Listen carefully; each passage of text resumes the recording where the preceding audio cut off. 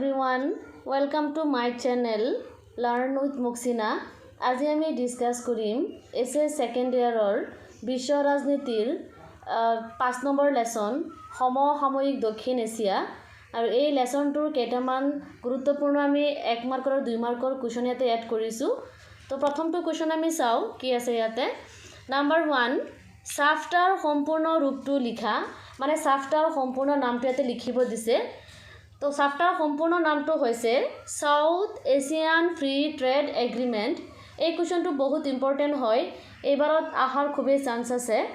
Number 2 WTOৰ সম্পূৰ্ণ ৰূপটো লিখা, অৰ্থাৎ WTOৰ সম্পূৰ্ণ নামটো ইয়াতে লিখিব দিছে। তো ইয়াৰ সম্পূৰ্ণ নামটো হ'ব ৱৰ্ল্ড ট্ৰেড অৰ্গেনাইজেশ্যন। ইয়াৰ পিছৰটো কোৱেশ্চন হৈছে সাৰ্কৰ প্ৰথম শীৰ্ষ সন্মিলনখন ক'ত অনুষ্ঠিত হৈছিল।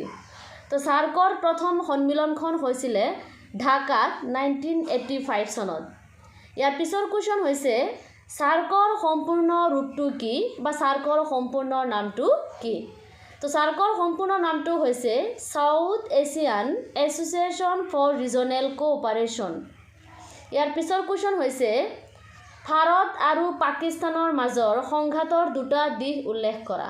ইয়াত কোৱেশ্চনটো সুধিছে যে ভাৰত আৰু পাকিস্তানৰ মাজত কি কি ক্ষেত্ৰত সংঘাতৰ সৃষ্টি হয় বা সংঘৰ্ষৰ সৃষ্টি হয়। তো নাম্বাৰ 1 হৈছে জম্মু আৰু কাশ্মীৰক লৈ সদায় ভাৰত আৰু পাকিস্তানৰ মাজত সংঘাতৰ সৃষ্টি হয়।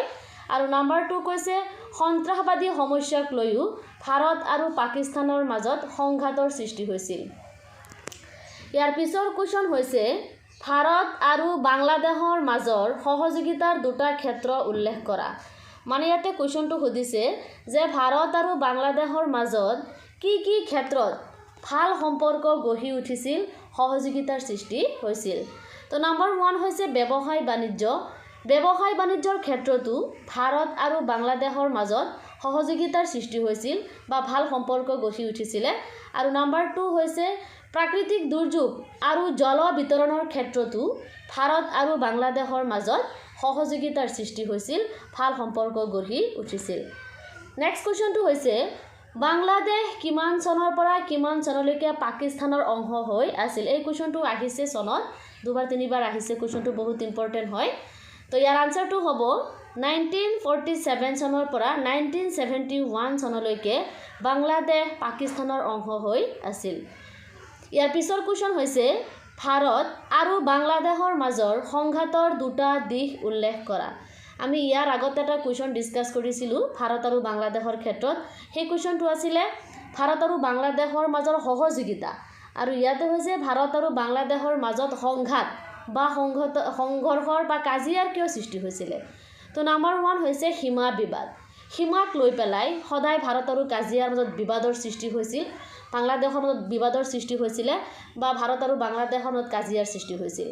নাম্বাৰ 2 হৈছে অবৈধ উপায়েৰে বাংলাদেশৰ পৰা ভাৰতলৈ অহা লোকসকল, মানে বাংলাদেশৰ পৰা জনপ্ৰব্ৰজন হৈছিলে, বহুতো বাংলাদেশৰ পৰা মানুহ আহি ভাৰতবৰ্ষত বসবাস কৰিবলৈ আৰম্ভ কৰিছিলে, আৰু এই দুটা ক্ষেত্ৰক লৈও ভাৰত আৰু বাংলাদেশৰ মাজত সংঘাতৰ সৃষ্টি হৈছিল। ইয়াৰ পিছৰ কুৱেশ্যন হৈছে শ্ৰীলংকাত সংঘাতত লিপ্ত হোৱা সম্প্ৰদায় দুটাৰ নাম লিখা। শ্ৰীলংকাতো সংঘাতৰ সৃষ্টি হৈছিল, বিশেষকৈ দুটা সম্প্ৰদায়ৰ ক্ষেত্ৰত শ্ৰীলংকাত সংঘাত হৈছিলে প্ৰায়ে, আৰু সেই দুটা সম্প্ৰদায়ৰ নাম ইয়াতে লিখিব দিছে। তো সেই সম্প্ৰদায় দুটা হৈছে সিংহলী আৰু তামিল সম্প্ৰদায়। এই দুটা সম্প্ৰদায়ৰ মাজত সদায় শ্ৰীলংকাত সংঘাত হৈছিলে। পিছৰ কুৱেশ্যন হৈছে সাফটা কেতিয়া কাৰ্যকৰী কৰা হৈছিল আৰু ইয়াৰ লক্ষ্য কি আছিলে।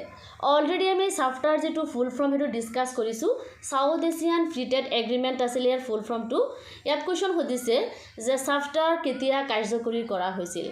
তো 2006 চনৰ 1 জানুৱাৰী তাৰিখে সাফটা কাৰ্যকৰী কৰা হৈছিল, আৰু ইয়াৰ মূল লক্ষ্য আছিলে দক্ষিণ এছিয়াক মুক্ত বাণিজ্য অঞ্চল হিচাপে গঢ়ি তোলা। তো আজিৰ কুৱেশ্যন এইখিনি আছিলে, আৰু নেক্সট যিবিলাক ভিডিঅ' আছে সেইবিলাক পাবৰ কাৰণে তোমালোকে মোৰ চেনেলটো ছাবস্ক্ৰাইব কৰিবা, লাইক কৰিবা, শ্বেয়াৰ কৰিবা আৰু কমেণ্ট কৰিবা। ধন্যবাদ।